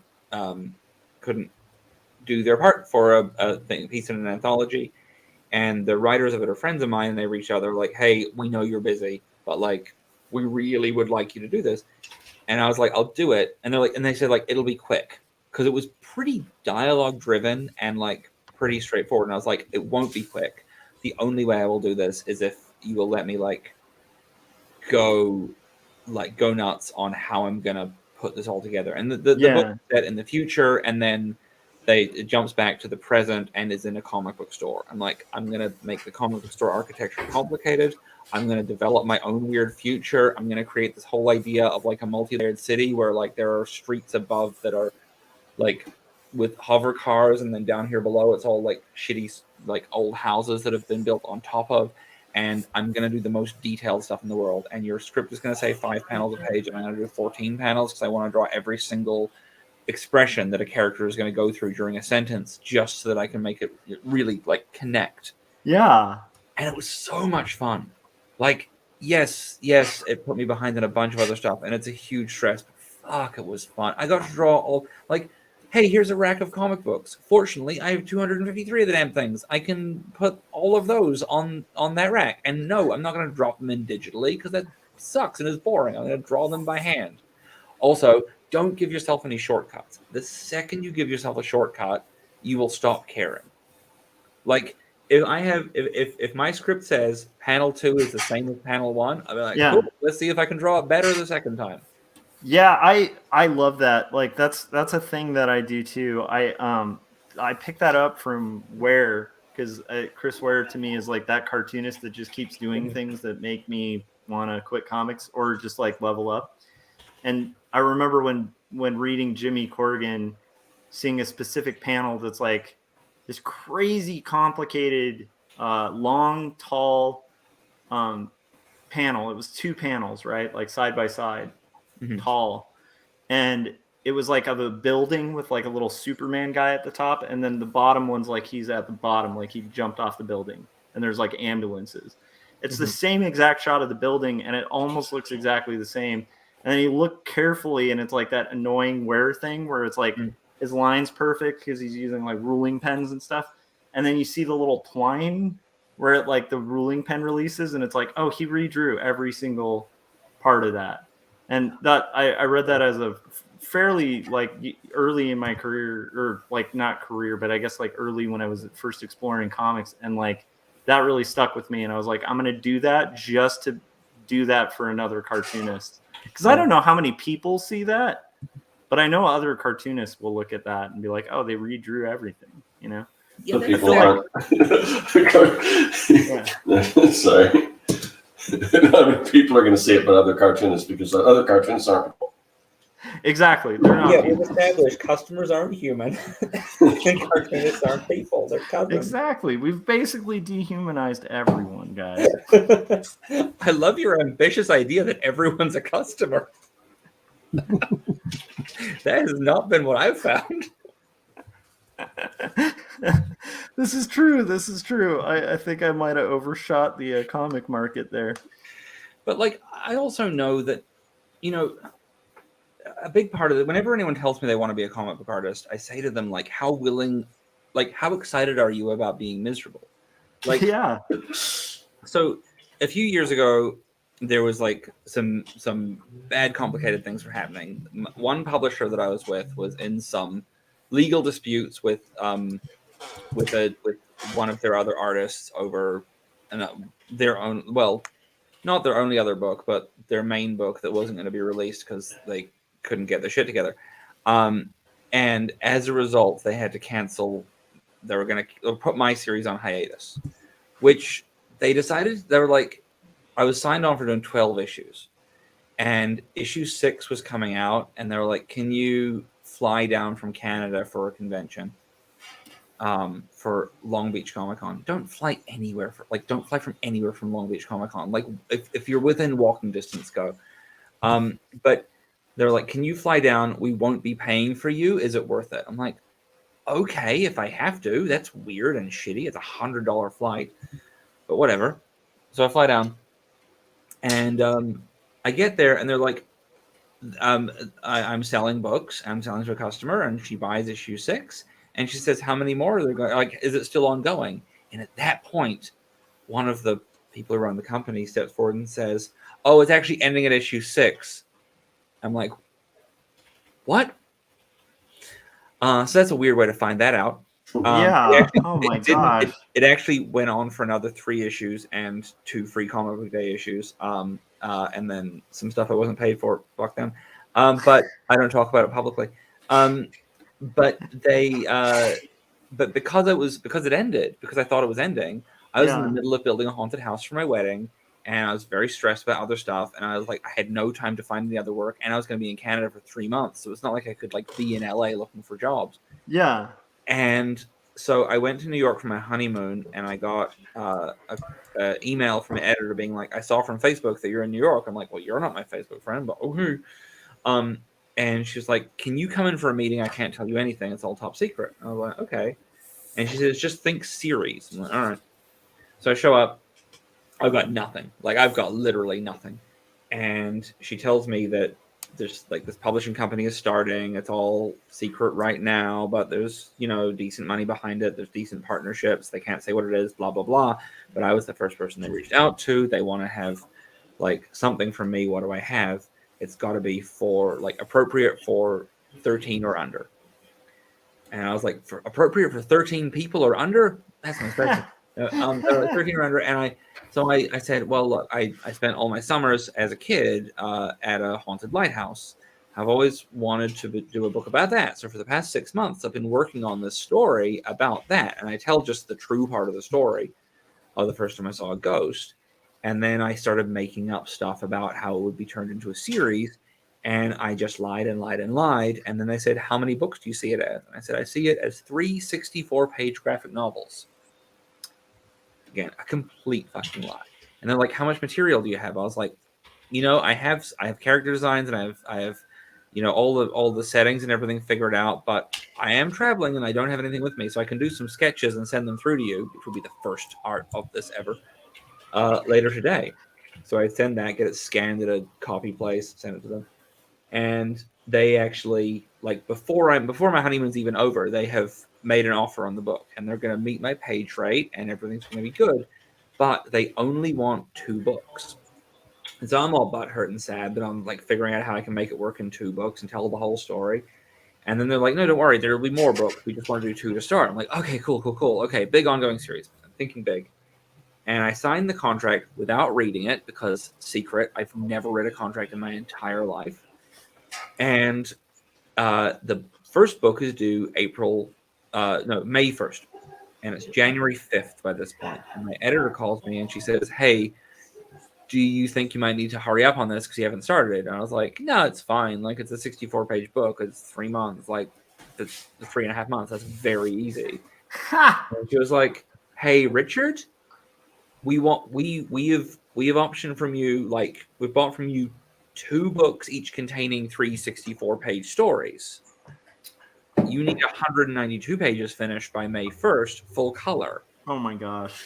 I'm like, okay, cool. So I'm gonna have a little bit of a different life than I thought I was going to, and I do also at this point I'm learning to animate and making a music video that's all watercolors, because I don't know how to animate probably. So I'm like, what if I just painted 50,000 things? And then I also have my free comic book day issue of this thing to finish, and so I just move into this office full time, and so I live here for I think it was about 8 weeks, and I order all my food in bulk, and I get all my water delivered. And obviously, I don't have time to leave for showering, so I go onto the internet and I find a place selling something called adult premium body wipes. And I can get 20,000 of these wipes for just $200. And I'm like, that's a great deal if it'll save me having to walk home to shower. Long story short, I do get some pretty bad chemical burns from these suckers in some places that only intimate partners are going to see. But I will have to explain to every single person that I have adult times with for the rest of my life because they do look like weird sores. Oh my gosh. I lived in this room. I didn't there were literally days where I didn't leave this single room. Again, did pee in the sink. Just remembered we talked about peeing in the sink before we started the live stream. So, hey everyone, I pee in the sink sometimes. I hope you won't share my life with me. I don't watch. Anyway, it's a great sink. We're very close. But like, I go fucking mad in this place. I've got no contact with the outside world. I'm not technically allowed to stay here overnight, and so I'm hiding from security. And there's a big, like, the building next to mine is like a replica of this old cruise ship, and there's a mast on it that glows red with a globe on the top, and it's like shining in my windows all the time because I don't have any curtains on them. So even if I do try and sleep, the whole room is glowing red. And then on top of that, like, I'm 2 blocks south of Hollywood Boulevard, and at 2:30 in the morning every day, the cops go through and kind of sweep all the homeless people off of Hollywood because, there's no such thing as a good cop breathing. And that, I shouldn't say that publicly. So all of the homeless people kind of come south, which, and a lot of them, there's some mental illness stuff going on there. And when they come south of Hollywood and they arrive at sunset, they see my light on and they try and climb the gates, and they try, like, not all, some of them are trying to climb the gates and trying to climb the walls to get in my windows, and they're rattling at the gate at the base of my building and screaming at me. And I'm like, I tell people about this and they're like, oh my God, I'm so sorry. That's awful. I'm like, no. What I'm describing to you right now is like the happiest I've ever been. Like, I had the best time of my entire life. Like, I had an amazing slumber party that never ended with all my favorite people that I'd made up myself. Yeah. Like, I was with my best friend, Richard. And I just got to, like, draw and be obsessed with it. I did nothing but make. And it was so good. I can't say I did nothing but make, because then I remember that's what Hank Hill calls pooping. Doing nothing but make is actually, with my irritable bowel, that's a lot of my life. But like, it's, it was the absolute best. And when people said they want to do comics, I tell them about that 8-week period. Yeah. By the way, I got the book finished early. That's And amazing. if they don't think that sounds like fun, they shouldn't make comics. They also shouldn't write a novel. They shouldn't make an independent film. They shouldn't like doing. I'm not saying you have to suffer for creative work, because like God knows corporations will take advantage of that kind of mindset, and that sucks. Yeah, it definitely does. Like if you don't enjoy the suffering that you are putting yourself through to Yeah. do it, it's not worth it. Yeah, I agree with that like 100%. That's one of the reasons, like, well, it's like I also don't want to like dissuade people from doing comics, especially if they haven't done them, because there's one really quick way to find out if you want to do comics, which is to start making comics, right? Oh yeah. But it's like the yeah, I mean, like it's a weird thing, you know. It's a weird thing to navigate. Like I am filled with dread and excitement about being in a scenario where I have to finish this 140-page graphic novel, and then I have like 180 page that I'm going to have about a year to do from like whenever it comes in, probably less than a year, and also art direct. So it's like it basically means I'm probably going to like not be able to go anywhere. Like I'll get home and then I'll just be drawing comics all day and probably running on about 4 hours of sleep every night at most. And that sounds really exciting to me. Yeah. I'm excited about it because I'm like, just like you were describing, it's like I'm gonna get to like it's a new experience, because it's like I'm collaborating with one person, and I never collaborate on comics because I tend to feel like the only thing that makes comics worthwhile is when they're your own.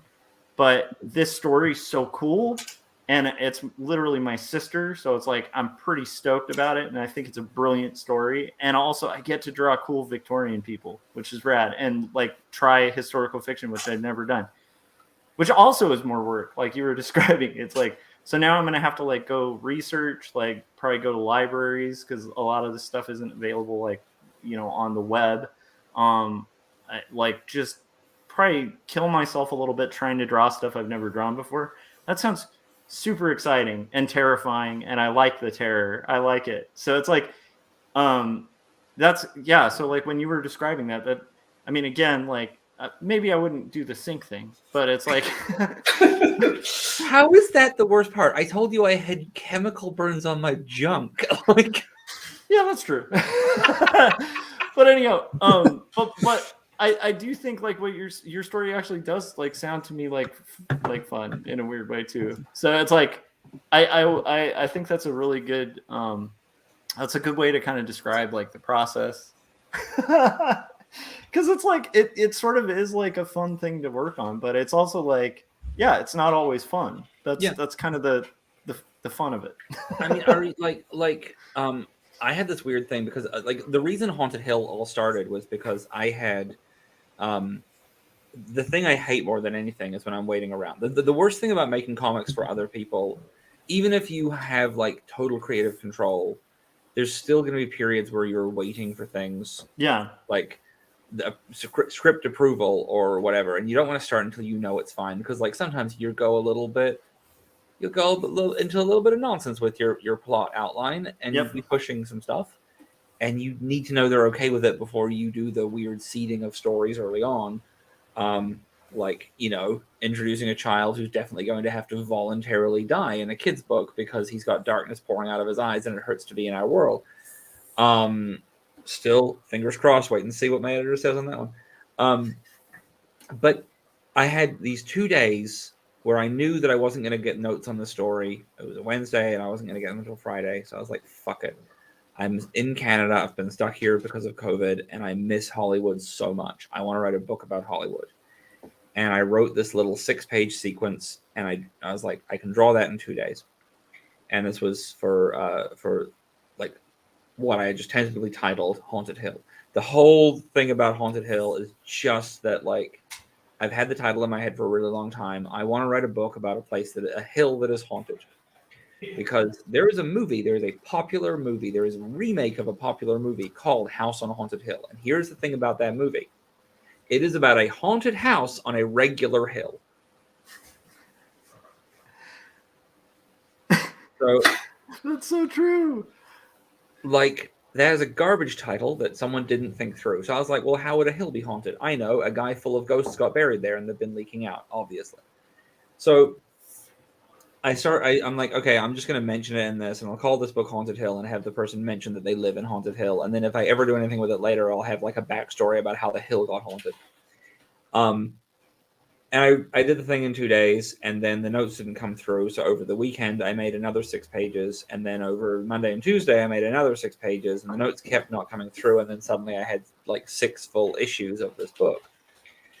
But like, it's entire, like, it is set in a very real part of Hollywood. The exact part that I like, like the corners of Haunted Hill are the 4 houses that I lived in while I did officially live here. And like, I don't have any, like, I mean, there are stories that take place outside of that. Like, it starts outside of that because she's, I wanted to have her get a job at this prison-themed sex club over on Beverly that I'm a fan of. And, but like everything else, like everything in it is a real place. Like I make some fake stuff up and I change some things for funnies, you know, like I replaced the Trejo's donuts and coffee with Karn's donuts and coffee because I think it's really funny to create a fictional universe where the only real difference is that Richard Karn is the exact level of famous that in our world Danny Trejo is. And like just dumb shit like that is different, but it's all real places and real things and real, you know, murals of dumplings on the wall of very, very delicious restaurant. And then I came back here and I hadn't been here for like well over a year. And I was just walking around, you know, my usual places. I was like, oh shit, I've accidentally created my own Disneyland. Like everyone was like, man, I went to Star Wars land or whatever the fuck it's called, and I got to walk around and pretend that I was in, you know, outer space occupied Poland, and I don't even have to do that. I can just be like, I went to actual Hollywood and I got to walk around inside my comic, and it's so creepily accurate that I'm just happy all of the time. And like, if you're doing a Victorian thing, you get to do that same level of research. You get to find like, what shape of brick did they have? Yeah. Like, what is it made of? Is the book color or black and white? It's gonna be color, but we're doing it in like a kind of I'll show you like a little sample of it or whatever when we're off air. But it's like it's gonna have kind of a toned look, so it's just like, this is why I feel like I'll be able to probably execute it a little quicker, because it's like basically like black and white, almost in like a rendering style that looks a little stippled. Mm-hmm. And then overlaid with just like flat color and no like rendering on the color. So it's got like a real haunted vibe, which actually kind of fits. It's actually like thematically, it's kind of like it could be like a sister to some of the stuff you're doing, because you do a lot of ghost themed and haunted themed work. This is like seance themed, like super Victorian seance themed. So. There is no, I mean, there are ghosts in Haunted Hill, but there is nothing spooky about the book at all. Yeah. I feel like I'm really misleading people with the title at this point, but I'm like, that's kind of the legacy of that fucking title, isn't it? Being 35 and struggling. Although, like, I don't know. The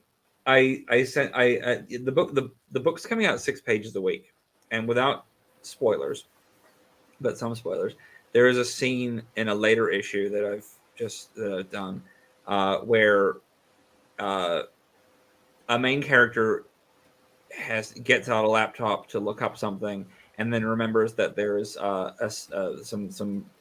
sex tape of someone she casually knows on the same laptop, and so she just watches that and like jerks it to this video.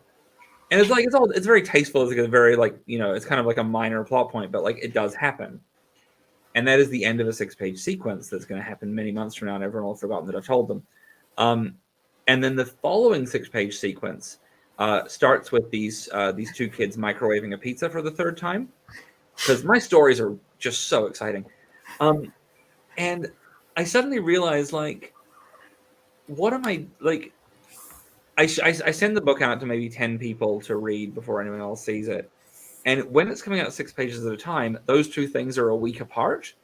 But when I send it to someone, they came back and they're like, hey, could you maybe switch the order of the scenes around so it doesn't just go from like woman masturbating to children making pizza. I'm like, you know what? That's a solid shout. That is a good call there. I'm gonna absolutely take that under advisement.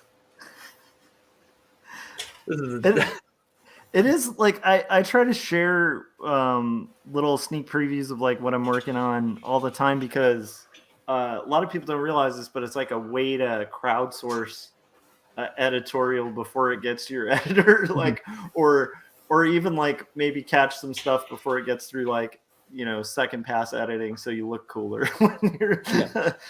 So I love nothing more than like when somebody points out something like that, like a sequential thing where it's like, oh yeah, that could be read wrong, or like spelling errors and stuff. That's awesome. And it's high five to that friend, right? Like actually, that scene, I don't think I will change the order of it when it's online because it will come out a week apart. And even if someone's reading it later, they will still have to click through to a new chapter to get.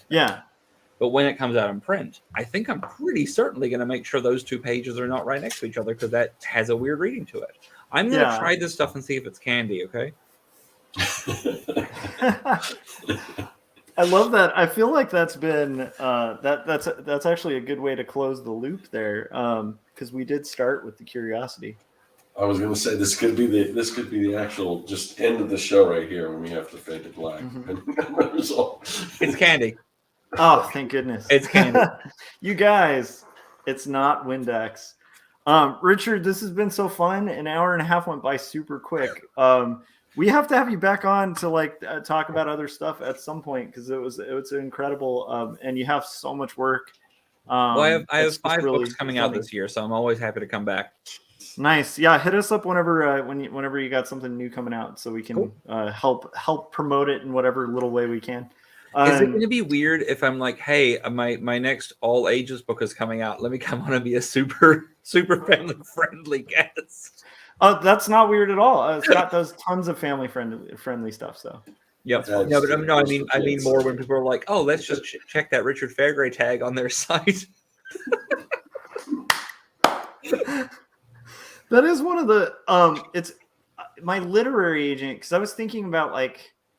It was something I was trying to come up with some stuff to pitch because I had one of those windows like you were talking about where it's like between projects and I had some interest from because like you build the interest from like there's some people who get your stuff and they're like BSing when they're like, oh, we really like it but just not for us, and then there's some where they're like, we really want to work with you but like this just isn't the genre we work in, but if you ever have something that fits us, and that's a window to like pitch something new. So anyhow, I don't have to explain that to you, dude, but it's like, but anyhow, I was just like excited about that opportunity because I'm relatively new to the literary agent thing. So I'm like, I'm going to jump on it. And also I have this little window between stuff being pitched out. And so I was like, I'm going to do some kidlit stuff. And I'm really actually thankful my literary agent was like, not yet. Because she's like, her goal was like, you don't want to kind of get known for that and then have to go the other way. It's better to go kind of the reverse. And I was like, I had no idea. Trust me, it's really fucking hard to go the reverse way. Like I know that I'm not going to like Haunted Hill. I really think is my best book, but it's also I really love the style of it. Like it's so like loose and cool and like watercolory and it's all like my whole thing with it is like I'm not going to do anything that I don't like doing. So like there's no digital anything. Everything is just done by hand. I don't even fix it. If there's a mistake, I just work it in. And then I scan it as a photograph. That's so rad. I have this. By the way, if you can get your hands on a Epson Workforce 7620. And then you get Epson Scan 1, which doesn't work above Mac OS Catalina, I think. There is in the professional mode on Epson Scan 1, there's a setting just called photo. And it will it scans it like it's actually taking a photograph. And it's the you know how you're like, oh no, nothing ever looks like the original. This actually this is the kind of thing that you pay like $10,000 for a scanner to do, and this damn machine was like $200. And I'm buying up used ones at the moment in case any of mine ever break. Dude, that's actually really salient. We've been asked like a couple times by some viewers like what scanners to recommend. And the Epson Workforce series are the best scanners. if you want to just scan black and white line work, like they are the shit. They're so good. I've got behind me, I've got a 7620 and a 7710. Up in Canada, I have two 7620s and one 7710, and I use the 7710 for all my black and white stuff, and then the 7620 for I've got a Mac set up in each country for that, like, is using an old operating system just for the photo scans for Haunted Hill. I'm terrified because, like, I know I'm never going to invest a lot of money in a scanner. So once these scanners break, that series ends, I guess. Yeah. But like, yeah, fuck, that thing rules. That's cool. But yeah, no, I know that I'm not going to find the same size of audience, and I know that, like, if I find a publisher for Haunted Hill, which I'm not really interested in, it's the only book that I get to make instantly. Like, I write it and I immediately, like, I write 6 pages at a time and I immediately draw it. Yeah, And that's awesome. It's such a good feeling. I won't give that up, but I will certainly be happy to entertain having a publisher who would like to put out the stuff that's already done. Yeah. Or if not, I'll just print it myself, I guess. I did that for years in New Zealand. But I know they're not going to give me, no one's going to give me $50,000 to draw that book. Like, no one's going to pay me that much to make a book like this, because it's a book for a mature audience that's pretty complicated. And unless it gets picked up for a TV show or something, which I think it could really work as a cool animated series. But like, my goal is to make comics personally. But I also know that, like, man, if you do adult stuff, then do kid stuff, people are like, oh, how interesting. If you do kid stuff and get known for it, and then you do adult stuff, people go, how dare you?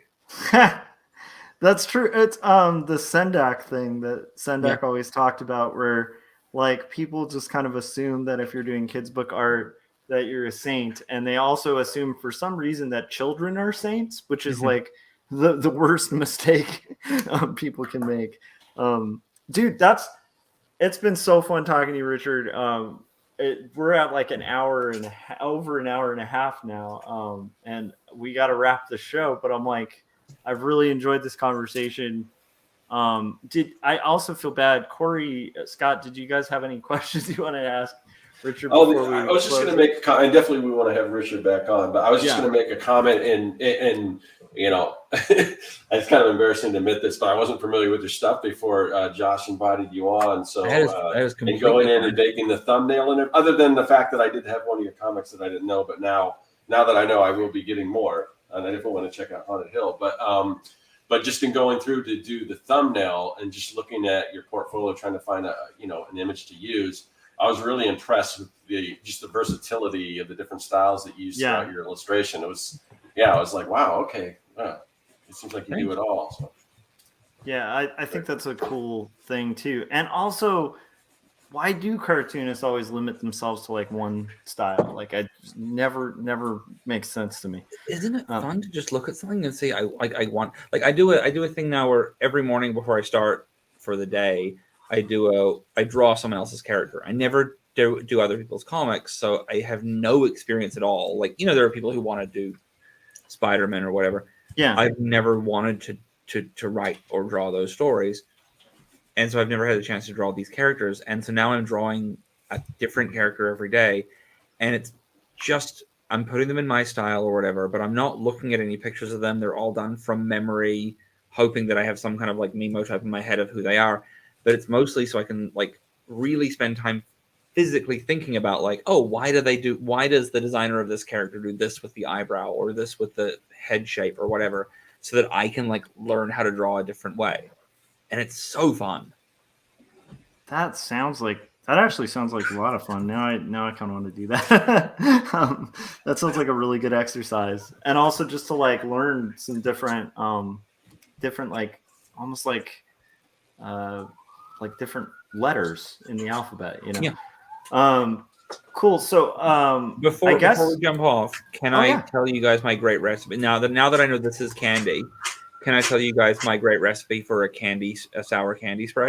Hell yeah. So what you do, you're gonna need to buy some tartaric acid. It's a little hard to get, but if you jump on Amazon, you can find it under the alcohol like homebrew supplies. Buy a pound of that. You won't even need a pound, but buy a pound of it because you can eat it on everything. Just dip anything in it. It's great. Don't put it on pickles. Shit, they'll fuck you up. That'll hurt everything. Tastes amazing, and so you'll do like 5 of them. But man, oh, you will shit for days. But anyway, long story short, what you do, you get some tartaric acid. You get a Ziploc bag, fill it halfway with gummy bears. Okay? It doesn't matter what size Ziploc bag, just always halfway so it's got some air. Okay? Put on, for every handful of gummy bears, put on 1 tablespoon of tartaric acid. Shake it all around. Leave it sealed for like 3 or 4 days. That acid will eat away at those gummy bears and just liquefy them. Okay? Get a container, get a spray bottle, take the lid off, cut a little hole in the bag, drain it in there, put the lid back on with the sprayer on it. You got a great tongue spray. Now, it is so important to aim low, like my mom always says. Aim low, because if you aim high, you will get that little punching bag in the back of your throat. You want to get that tongue, so it hurts and tastes good. You do not want the punching bag because it'll just bleed. Oh, man. So was this trial and error? Oh god, yeah. Oh shit, man, this one has like gone sideways on me a bunch of times, but I have like that is the perfect recipe. I'm kind of a food ventor. I also invented the dessert hot dog. It's just fried bread, ice cream, chocolate sauce, hot dogs. Real fucking good. That actually sounds pretty tasty.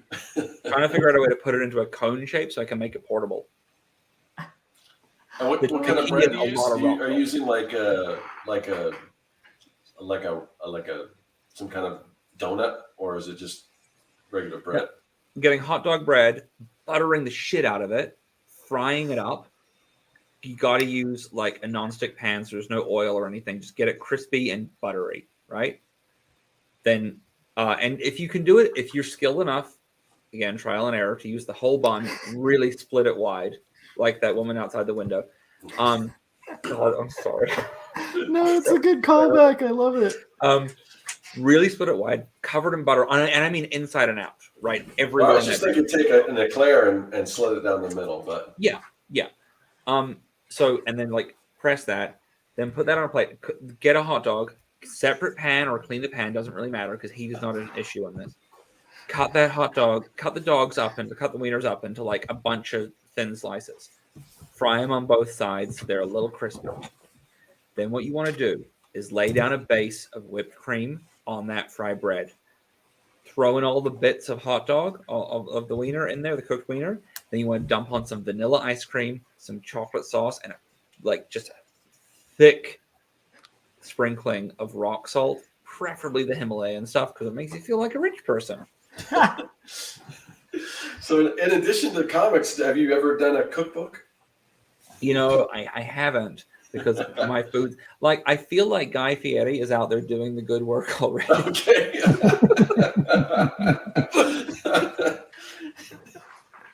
So good. It would be fun to see. I feel like maybe if you ever have one of those like brief periods when you're not like working on 50 graphic novels at a time, maybe make a mini. It's just like a little cookbook recipe. I did. I'll show you my favorite mini I ever made. I'm going to walk off camera like a weirdo for a second. I didn't know just a comic story. If it deals with food, throw a few extra recipes in there. By the way, if you do jump on my site, there's a section called Short Comics, and there's a bunch of short things there. But if you jump on the thing that's called Richard and Theo's Funny Books, we did a thing where when DC put out the 52 thing, a weekly issue, we were like, DC have a bunch of people working there. That's lazy as shit. No one cares about a weekly comic from those suckers. What if the two of us, my buddy Theo and I, did 52 comics in a year? And what if we didn't rely on one ongoing story and did a brand new book every single week? So, and we couldn't slow down anything else we were doing. So we put out 52 8-page comics in a year. Because, to be fair, there are only two of us. They had to be 8 pages. This is my favorite one, Sexy Tolkien. It is just a story about the time I found a Tolkien calendar for sale online and had feelings about it. Hey, DC, why aren't you publishing this, cowards? That is so amazing. And also Sexy Tolkien. That's like my favorite thing now. I want you to make a Sexy Tolkien t-shirt. I would wear that. Awesome. Well, Richard, it's been such a pleasure. If we ever have you back, we'll have to have a, I don't know, you and Jim. I just think you guys would really hit it off. Okay, so thank you so much, Richard. Everybody can find Richard's work obviously at richardfairgray.com. Is there anywhere else that people can follow you, Richard? Yeah, I'm on Instagram as Richard Fairgray author. I'm on Twitter as Richard Fairgray. I'm very funny on Twitter and very unappreciated. Go follow him. Let me be fair. I'm technically funny on Twitter and very unappreciated. I gotta try and be more topical. Like today, I was talking to my buddy Alex, and I went out to dinner with someone and they ordered 2 meals, and I was like, what are they, Bingo from The Biggest Loser? And they was like, hey, Richard, Bingo was on The Biggest Loser in 2013. Like, what are you doing? Like, he's not even Googleable because he spells his name with 2 I's. I'm like, well, you knew it. And he's like, yeah, but only because you've told me about him before, you creep. Oh man, that kid hated vegetables. I absolutely adore it. All right, everybody, follow Richard's stuff on Twitter and go buy some of his books if you don't already own them, because they're all pretty brilliant. Haunted Hill is free, by the way. 6 pages a week, free. So cool. I'm excited about it too, because just the style, you guys will get hooked just on the style. It's so cool looking. All right, Scott. Scott closes this. Cory, where can everybody find your work in animation? Possibly even see a little sneak preview of the finished result of what you've been working on. So if you go to corykerr.com, you can see some of the finished stuff. If you want to see unfinished stuff, then you got to follow me on Instagram, Behance, YouTube, Twitter, wherever. I have no consistency. It's whatever app I happen to open at the time is where I post stuff. So you have to follow me everywhere for it to work. But yeah. Anyway, if you want to see the finished stuff I'm consistent with, that ends up on my website, so you can see some of that stuff there. Yeah, and this film that Cory's been working on, he's been showing little bits of it, and it's again, I'm always amazed by Cory's work because it looks like a whole studio worked on it, and it's the majority of it is him doing everything, which is kind of mind-boggling if you've ever dipped into animation. Scott, you're on my channel, so if you haven't yet, hit the bell, hit subscribe, do all that fun stuff, and then also make sure you pre-order Jacob's Apartment, this really cool graphic novel from Graphic Mundi, coming out in June. And then also make sure you buy 2 stories. So on Amazon, you can get it for a really reduced price. Usually I don't, encourage people to go to Amazon, but I get the same cut from Amazon, and they're selling it for a ridiculously low price. So I figure save you guys some money, and I don't lose any money. So that's good. All right, Scott, how can everybody keep track of this show? Before that, where can people find your work? How can they get a hold of cool giveaways like this if you ever do them again for Patreons? And, I forgot to mention that. I do have a Patreon. It's I think it's just Serkworks on Patreon. If you want to find me anywhere online, it's Serkworks, although I don't post everywhere online because I don't think I posted. I think the only reason lately that I posted to Instagram is if I had a contractual obligation to do that for promotion. But yeah, I'm most active here on YouTube. You can find my YouTube channel. It's Serkworks on YouTube. Again, I've got courses on how to make comics. That I have my new course on making comics that's specifically for kids. That's on DIY.org. Yeah. You can go on my website with an affiliate link that'll save you 50%. It's the one that says Kids Make Comics or something like that. It's a couple videos back. Anyway, if you have kids, it's a great website, so definitely check that out. There's tons of other stuff, how to do Rubik's Cube, how to do Roblox, how to be a YouTuber, all the stuff kids want to do. So there's that. And then my website where you can find my comics, my prints, all that kind of stuff. So that's at serkworks.com. And Josh had mentioned Well, he mentioned this show, and we do this show every single week, usually on Thursdays. Sometimes that can differ. We always have a different guest on typically, and if you want to know who the guest is, what day we're going to be on, YouTube doesn't always notify you. We do have a newsletter, and it's kind of on hiatus right now while we switch.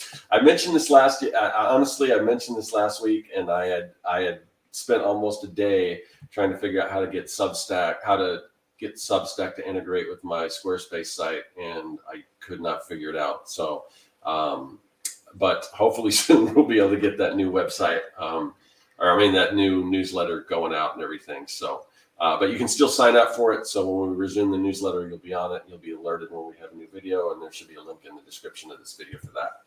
I think that's it. And then a quick cheat for that too is like just make sure you're subscribed and have hit the bell on Cory, Scott, and my channel, and then you'll get a notification whenever we're about to go live. Just if you need to bypass the. Oh, and I forgot to mention it does rotate back from Josh's channel to my channel, Cory's channel, not necessarily in that order, which again can get confusing, and that's why we have the newsletter. Yep. I love it. All right, cool. Richard, thank you so much. That was super fun. I kind of knew it would be because we had a good conversation at LA Comic-Con, and I'm like, this guy will be a great guest aside from just being an awesome artist. So thank you. We'll have you back on anytime. And whoa, Cory, show that real quick before we close out because that was kind of amazing. You just did that while we were sitting there. Unbelievable. All right, there it is. Awesome. That's awesome. Okay, my mind's blown. Okay. All right. Wow. And he drew it all by hand, everyone. That's on paper. Yeah. I'm not crazy enough to do an entire watercolor series. All my stuff is cheating in digital. So Hey, if it makes you feel better, my watercolor music video was not very good. All right, guys. Thanks to everybody in the chats, and we will see you guys on the show next week. Bye. Bye, guys. See you.